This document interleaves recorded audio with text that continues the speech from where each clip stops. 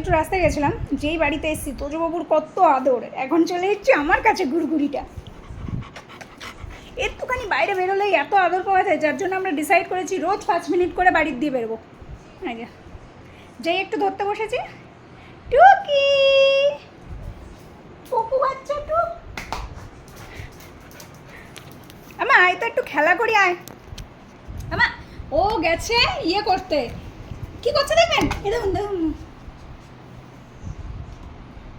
ক্যামেরাটা ওর দিকে করে দিলাম বলে ও শান্তশিষ্ট হয়ে গেল। দাঁড়া কি দাও,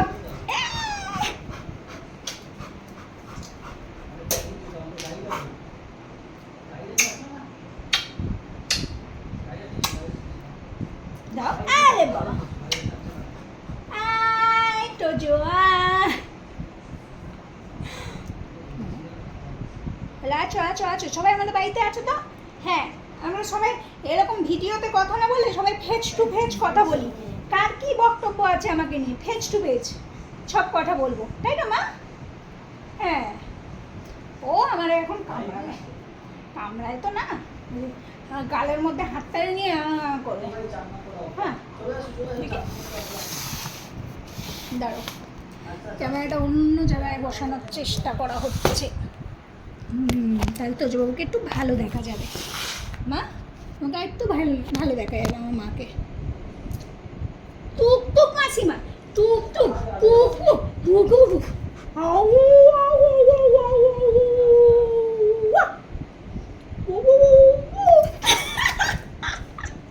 আমিও কামড়ে দেবো, ভাবছে সামনে দাঁতগুলো দিয়ে এরকম করছে, আবার চাটছে।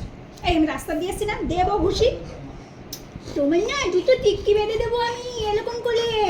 হ্যাঁ টিক্কি বুড়ি, হ্যাঁ ভাই, খাটের নিচে গিয়ে কোন মানুষে হাই পাই করে, তুই কি দিন দিন বন মানুষ হয়ে যাচ্ছিস? এদিকে না, ওর কানে হাত দিলে ও কিন্তু খুব রেগে যায়। আম পাতা চলে চল, আম পাতা পাতা করো, দাও, হ্যাঁ দে।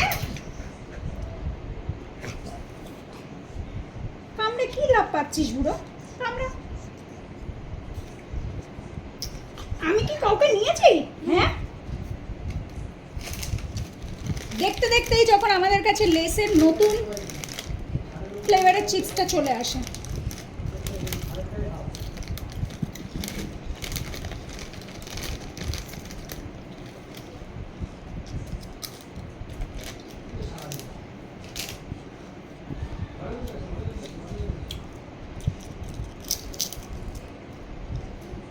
একটুখানি মেখে না,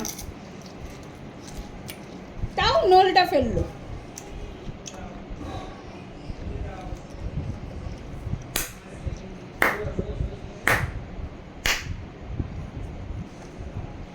আচ্ছা আর ইরিটেট করবো না আমার সোনাকে, একটু আদর করে নিয়ে